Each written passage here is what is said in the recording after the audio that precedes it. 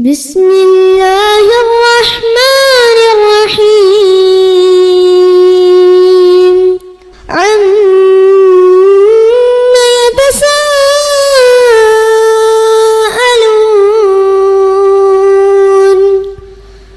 عن النبأ العظيم الذي هم فيه مختلفون كلا سيعلمون ثم كلا سيعلمون. அஸ்ஸலாமு அலைக்கும் வரஹ்மத்துல்லாஹி வபரகாத்துஹு. கண்ணியத்திற்குரிய எல்லாம் வல்ல அல்லாஹுவின் நல்லடியார்களே, அல்லாஹுடைய பேரருளால் அவனுடைய புனிதமிக்க ரமலானுடைய மாதத்தில் அவனுடைய திருத்தூதர் நபிகள் நாயகம் ஸல்லல்லாஹு அலைஹி வஸல்லம் அவர்கள் வழிகாட்டிய அடிப்படையில் இரவு தொழுகையை நிறைவேற்றிவிட்டு அவனுடைய மார்க்கத்தை அறிந்து கொள்ள வேண்டும் என்ற பேராவலோடு நாம் எல்லாம் இங்கே அமர்ந்திருக்கின்றோம். அல்ஹம்துலில்லாஹ். இந்த நேரத்திலே அல்லாஹுவின் நேசத்திற்குரியவர்கள் என்ற ஒரு சிறப்பான தலைப்பை தேர்வு செய்திருக்கிறார்கள். இந்த தலைப்பிலே நேற்றைய தினம் அல்லாஹுடைய நேசத்தை பெற வேண்டும் என்று சொன்னால் நாம் எவ்வாறு நடந்து கொண்டால் அல்லாஹுடைய நேசத்தை பெற முடியும், அவன் நம்மை நேசிக்க வேண்டும் என்றால் அதற்கான அடிப்படையான சிந்தனை நம்முடைய உள்ளத்திலே எவ்வாறு இருக்க வேண்டும் என்ற செய்தியை நாம் அறிந்து கொண்டோம். அவ்வாறு நம்முடைய வாழ்க்கையிலே இறைவனுடைய நேசத்தை பெற வேண்டும் என்ற எண்ணத்தோடு ஒவ்வொரு காரியத்தையும் நகர்த்தும் பொழுது அல்லாஹ் ரப்புல் ஆலமீனுடைய நேசம் நம்முடைய வாழ்க்கையிலே நிச்சயமாக கிடைக்கும். இறைவனுடைய நேசத்தை பெறுவதற்கு ஏராளமான வழிமுறைகளை அல்லாஹ் ரப்புல் ஆலமீன் திருமறை குர்ஆன் வழியாகவும் நபிகள் நாயகம் ஸல்லல்லாஹு அலைஹி வஸல்லமுடைய வாழ்க்கையின் வழியாகவும் நமக்கு கற்றுத் தந்திருக்கின்றான். இறைவனுடைய நேசம்தான் இந்த உலகத்தை நமக்கு ஒரு பெரிய அரவணைப்பாகவும் தன்னிறைவாகவும் தன்னம்பிக்கையோடும் இந்த உலகத்திலே வாழ்வதற்கும் நாளை மறுமையிலே அல்லாஹ்விடத்திலே வெற்றி பெற்று சொர்க்கத்திலே நுழைய வேண்டும் என்றால் நிச்சயமாக அல்லாஹுடைய நேசம், அன்பு, அவனுடைய பாசம் என்பது நமக்கு இல்லாமல் எந்த வகையான வெற்றியும் நாம் அடையவே முடியாது. அந்த சிந்தனைகளிலே முதலாவது ஒரு விஷயமாக அல்லாஹ் யாருக்கு அதிகமான நேசத்தை தன் புறத்திலிருந்து வழங்குகிறான், அப்படிப்பட்ட நேசத்திற்குரியவர்கள் தான் சொர்க்கத்திலே உச்ச நிலையிலே இருக்கக்கூடியவர்களாக இருப்பார்கள் என்பதிலே மிக முக்கியமான ஒரு இடம். இன்னல்லாஹ யுஹிப்புல் முத்தகீன், அல்லாஹ் ரப்புல் ஆலமீனை யார் அஞ்சுகிறார்களோ அப்படிப்பட்ட பயபக்தி உடையவர்களை அல்லாஹ் நேசிக்கிறான். இறைவனை அஞ்சுகிற உள்ளங்களுக்கு அல்லாஹ்வுடைய பாசமும் நேசமும் விருப்பமும் என்றென்றும் இருந்து கொண்டே இருக்கும் என்பதனை நமக்கு எந்த வகையான மாற்று கருத்திற்கு இடமே இருக்காது. ஆனால் அப்படிப்பட்ட இறையச்சத்தோடு நம்முடைய வாழ்க்கையை நாம் வாழுகிறோமா? அந்த இறையச்ச சிந்தனையோடு நம்முடைய வாழ்க்கை நகர்ந்து கொண்டிருக்கிறதா? இறைவனுடைய அச்சத்தால் இந்த உலகத்திலே வாழ்ந்தால் நிச்சயமாக அல்லாஹ்வுடைய நேசம் நமக்கு கிடைத்தே தீரும். அப்படிப்பட்டவர்கள் இந்த உலகத்திலேயும் இன்பமாக இறைவனுடைய நேசம் பெற்றவர்களை பற்றி அல்லாஹ் திருமறை குர்ஆனிலே சொல்லும் பொழுது அவர்கள் அச்சப்படவும் மாட்டார்கள், கவலைப்படவும் மாட்டார்கள். அவர்களுக்கு எந்த அச்சமும் இல்லை, எந்த பயமும் இல்லை. அவர்கள் நிச்சயமாக நிம்மதியான வாழ்க்கை இந்த உலகத்திலே வாழ்வார்கள். அப்படிப்பட்ட அச்சம் இல்லாமல் கவலை இல்லாமல் நம்முடைய வாழ்க்கை இருக்க வேண்டும் என்றால் முதலிலே அல்லாஹ்வுடைய இறையச்சத்தை பெறுகிற வகையிலே நம்முடைய வாழ்க்கை இருக்க வேண்டும். நாம தான் தொழுகிறோமே, நம்முடைய தொழுகை நம்ம செஞ்சுக்கிட்டு தானே இருக்கிறோம். இந்த நோன்பு வைத்திருக்கிறோம். இந்த நோன்புடைய நோக்கம் எல்லாம் எதை நோக்கி மையமாக இருக்கிறது? எதற்காக நோன்பு வைக்கிறோம்? இறையச்சத்தை பெறுவதற்காக. அல்லக்கும் தத்தக்கூன், நீங்கள் இறையச்சம் உடையவர்களாக ஆவதற்குத்தான் அல்லாஹ் நோன்பை நம் மீது கடமையாக்கி இருக்கிறான். அப்ப இறைவனுடைய அச்சத்தை பெறுவதற்காக தான் நோன்பு வைக்கிறோம். இறைவனுடைய அச்சத்தை பெறுவதற்காக தான் தொழுகையை நிறைவேற்றுகிறோம். இறைவனுடைய அச்சத்தை பெறுவதற்காக தான் ஜகாத்தை கொடுக்கிறோம். இறைவனுடைய அச்சத்தை பெறுவதற்காக தான் ஹஜ் செய்கிறோம். இன்ன பிற எல்லா அமல்களுமே இறைவனுடைய அச்சத்தை பெறுவதற்காகவே நம் வாழ்க்கையில செய்து கொண்டிருக்கிறோம் என்று நாம் சொன்னாலும் கூட அதனுடைய ஒரு பரீட்சை வருகிற நேரத்திலே நம் வாழ்க்கை அப்படிப்பட்ட சிந்தனையோடு கடக்கிறோமா என்று சிந்தித்து பாருங்கள். இறை அச்சத்தினுடைய வெளிப்பாடை எப்படி உணர்ந்து கொள்ள முடியும்? ஒரு நெருக்கடியான சூழ்நிலை வருது, இறை அச்சம் நம்முடைய வாழ்க்கையில இருக்கா இல்லையா என்பதை பரிசோதிக்கிற வகையிலே நபிகள் நாயகம் ஸல்லல்லாஹு அலைஹி வஸல்லமுடைய வாழ்க்கையில பல சம்பவங்கள் நடந்ததை அவருடைய வரலாற்று பூர்வமாகவே நம்முடைய வாழ்க்கையில சிந்தித்து பார்க்க முடியும். அல்லாஹ்வின் தூதர் அது சம்பந்தமாக நிறைய செய்திகள் நமக்கு சொல்லி இருக்கிறாங்க. எப்படிப்பட்ட செய்தியை சொல்றாங்க பாருங்க. நபிகள் நாயகம் ஸல்லல்லாஹு அலைஹி வஸல்லமுடைய காலத்துக்கு முன்னணி வாழ்ந்த ஒரு சமுதாயத்தை பற்றி சொல்லும் பொழுது ஒரு 3 நபர்கள், நமக்கெல்லாம் உள்ளத்துல அச்சம் இருக்கா? நாம் உண்மையிலே இறையச்சத்தோடு தான் வாழ்கிறோமா?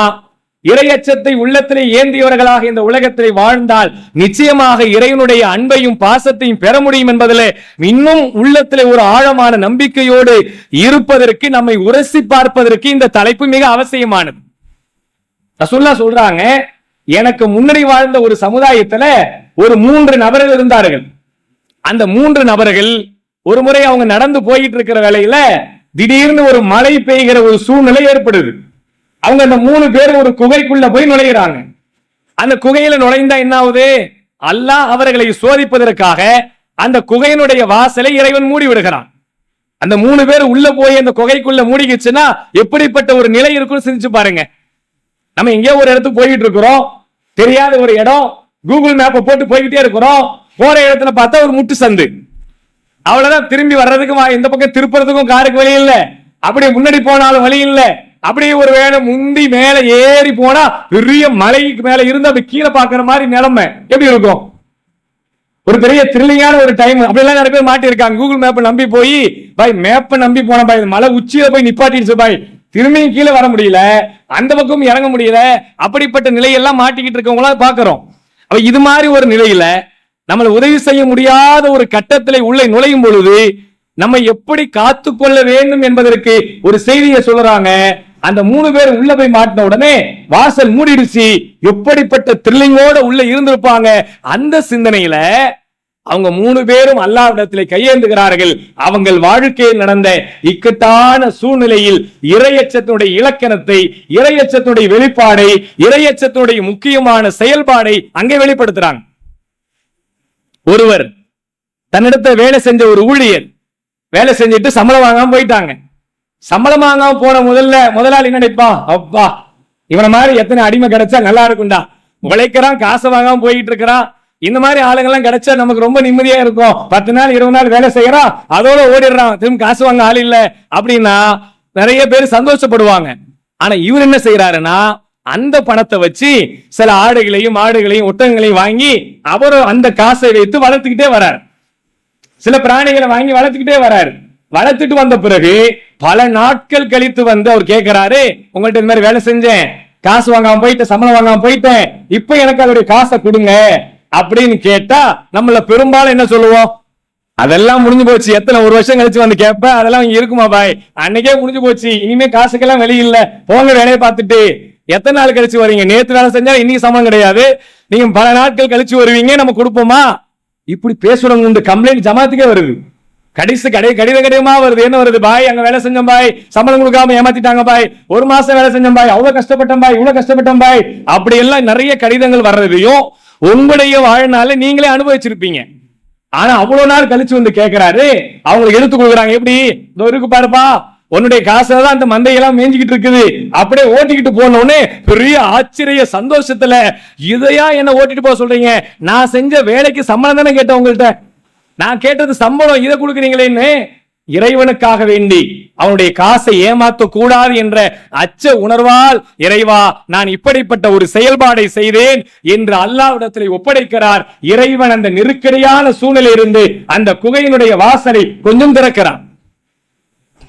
இன்னொரு ஆள் அதே போல இன்னொருத்தரும் கூட இருக்க 2வது ஒருத்தர் துவா செய்யறாரு, இறைவா என்னுடைய பெற்றோர்கள் பசியாராம தூங்கிட்டாங்க, நான் வெளியே போய் பால் கொண்டு வர்றதுக்குள்ள அவங்க தூங்கிட்டாங்க, அவங்களுக்கு பசியாத்தாம நான் யாருமே சாப்பிடாம வீட்டுல காத்து கொண்டு இருந்தோம். இறைவா என் பெற்றோருடைய பசியை போக்கிவிட்டுதான் நான் சாப்பிட வேண்டும் என்று இருந்தேன் என்ற சிந்தனையை அந்த இடத்துல நினைவு கூர்ந்து இந்த செயல் உனக்காக மட்டுமே நான் இறைவனுக்கு பயந்து செய்திருந்தால் இந்த நெருக்கடியான சூழலிலிருந்து என்னை காப்பாற்று என்று அல்லாஹ்விடத்தில் கையேந்துகிறான். நம்ம அப்படி இருப்போமா? பெற்றோர்கள் தூங்கிட்டாங்கன்னா வேலை முடிஞ்சு போச்சு. இன்னைக்கு பெற்றோர்களை பராமரிப்பதை பற்றிய நிறைய செய்திகளை மீண்டும் மீண்டும் சொல்ல வேண்டிய ஒரு நிலைமை, அதை பற்றிய தனித்தலைப்பாக பேச வேண்டிய ஒரு செய்தி. எத்தனையோ குமுறல்கள் யூடியூப்ல, பேஸ்புக்ல, வாட்ஸ்அப்ல, நம்ம குடும்பங்கள்ல, தெருக்கள்ல நிறைய செய்திகள் பெற்றோர்களை பராமரிக்காமல் கைவிடப்பட்டவர்களுடைய செய்தி நிறைய பார்த்துக்கிட்டே இருக்கும். இதுல முக்கியமானது என்ன? அவர் அதை உணர்றார். அல்லாஹ் ரப்புல் ஆலமீன் சொல்வதை போல வகலா ரப்புக்கும் அல்லா தாபுது, வணக்கத்துக்குரியவன் அல்லாஹ்வை தவிர வேற யாரையும் வணங்க கூடாது என்று உங்கள் இறைவன் உங்களுக்கு கட்டளையிட்டு இருக்கானே. அதற்கு கீழே அல்லாஹ் என்ன சொல்கிறான்? வபில் வாலிதைனி இஹ்சானா, உங்களுடைய பெற்றோர்களுக்கு பராமரிக்குமாறு உங்களுக்கு நான் கட்டளையிடவில்லையா? இறைவனுடைய வணக்கத்துக்கு கீழே இதை வைத்திருக்கிறான். இப்படிப்பட்ட ஒரு சிந்தனைக்கு ஏற்ப அவர் செய்த அல்லாஹ்விடத்தில் கையேந்துகிறார். இறைவன் என்ன செய்கிறான்? இப்படிப்பட்ட ஒரு செயல்பாடை இறைவனுக்கு பயந்துதான் நிச்சயமா செய்திருப்பாரு என்பதை இறைவன் உணர்ந்து அந்த பாறையிலிருந்து கொஞ்சம் விளக்கம் தருகிறான். 2 பேருடைய துவா முடிஞ்சிச்சு. 3வது ஒருத்தர் துவா செய்கிறார். இறைவா, ஒரு நெருக்கடியான ஒரு சூழ்நிலை, ஒரு பெண்ணை என்னிடத்துல பொருளாதாரம் இருந்தது, அந்தஸ்து இருந்தது, அப்படிப்பட்ட நேரத்திலே ஒரு அழகான பெண்ணை அடைவதற்காக வேண்டி நான் நெருங்கி விட்டேன். என்கிட்ட காசு இருந்தது, என்கிட்ட வசதி இருந்தது, என் அந்தஸ்து இருந்தது, அந்த பெண்ணை அடைய வேண்டும் என்ற ஆசையோடு நான் நெருங்கி நெருக்கத்திலே போகிற நேரத்திலே அவள் ஒரே ஒரு வார்த்தை சொன்னால், இத்தக்கில்லா, அல்லாஹ்விற்கு நீங்கள் பயந்து கொள்ளுங்கள் என்று சொன்ன ஒரு வார்த்தை, அந்த பாவத்தில் இருந்த நான் வெளியே வந்துட்டேன். அல்லாஹ், நான் இது உனக்காகவே செய்திருக்கிறேன், இந்த செயலை உனக்காக நான் செய்திருந்தால் என்னை நீ காப்பாத்தல்ல இந்த விஷயத்தில் இருந்து. அல்லாஹ் அந்த பாறையை முழுமையாக விலக்கி 3 பேரும் அதிலிருந்து வெளியே வந்திருக்கிறார் என்று சொன்னார். இதுதான் இறைவனுடைய அச்சத்தால் அல்லாஹ்வின் நேசத்தை பெறுவது. நம்ம உள்ளத்தில் அப்படி சிந்திச்சு பாருங்க. அப்படியான ஒரு நெருக்கடியான கட்டத்திலே நான் அப்படி செயல்பட்டு இருக்கிறேனா? என்னுடைய குடும்பத்துல, என் தாயிடத்துல, என் பெற்றோரிடத்துல, என் பிள்ளைகளிடத்துல, என் மனைவி இடத்துல, என் உறவுகளிடத்துல இது போல ஏதாவது ஒரு சம்பவம், ஒரு நெருக்கடியான ஒரு சூழ்நிலை, அநீதி வைக்கிற மாதிரியான ஒரு நிகழ்வு ஏற்பட்ட நேரத்துல நான் செய்ய மாட்டேன், அல்லாஹ்வுக்கு பயந்தவனாக இந்த பாவத்தில் நான் மீண்டு விடுகிறேன் என்று நாம் சிந்தித்து வெளியேறி இருந்தால் நம் உள்ளத்தில் இறையச்சம் இருக்கு என்று அர்த்தம். நான் அல்லாஹ் தொழுகையில் வந்து நிக்கிறேன், அல்லாஹ்வுக்கு பயப்படுறேன், தொழுகிறேன், ஓகே. இந்த தொழுகையினுடைய வெளிப்பாடு இறைவனை அஞ்சுகிறேன் என்பதற்காக தான் தொழுகிறேன். ஆனால் அந்த தொழுகையினுடைய வெளிப்பாடு இறையச்சத்தை உணர்வதற்காக வேண்டி இறைவன் சில டெஸ்ட வைக்கும் போது அந்த பரீட்சையில நான் தேர்வாகிறேனா? நமக்கு நல்லா தெரியும், தம்மடிக்க கூடாதுன்னு தெரியும். இந்த பயத்தை நம்ம வாழ்க்கையில எந்தெந்த இடத்தெல்லாம் கொண்டு வருகிறதோ அப்படிப்பட்ட ஒரு பயம் நிச்சயமாக இறைவனுடைய நேசத்தை, அன்பையும் பாசத்தையும் பெற வைக்கும் என்பதிலே மாற்று கருத்தே இருக்க முடியாது. நம்ம அப்படி இருக்கிறோமான்னு சிந்திச்சு பாருங்க. இப்படி இருந்தா அல்லாஹ் மறுமையில நமக்கு சொர்க்கத்தை தயாராக்கி விட்டான். வசாரிவோ இலா மக்ஃபிரத்தன் மின் ரப்பிக்கும் வஜன்னா. அப்படிப்பட்ட மக்களுக்கு அல்லாஹ் சொல்றான் தெரியுங்களா, நீங்கள் வாருங்கள், உங்களுக்கு விசாலமாக இருக்கிற சொர்க்கத்திற்காக உங்களை நான் அழைக்கிறேன். யாருக்காக அது தயாரிக்கப்பட்டிருக்கிறது? முத்தகீன்களுக்காக அது தயாரிக்கப்பட்டிருக்கிறது. அந்த முத்தகீன்களுக்காக அந்த சொர்க்கத்தை இறைவன் தயாராக்கி வைத்திருக்கிறான் என்றான். நாம் அதற்கு தயாராக வேண்டும் இன்ஷா அல்லாஹ். நாளைய தினம் அல்லாஹ் இன்னும் நேசிக்கக்கூடிய மக்களுக்கு என்னென்ன மாதிரியான சிறப்புகளை வைத்திருக்கிறான், ஜன்னத்தை வைத்திருக்கிறான், என்ன பரிசுகளை வைத்திருக்கிறான் என்பதை அறிந்து கொள்வோம். வாஹிர் தாவானா அல்ஹம்துலில்லாஹி ரப்பில் ஆலமீன். அல்லாஹ்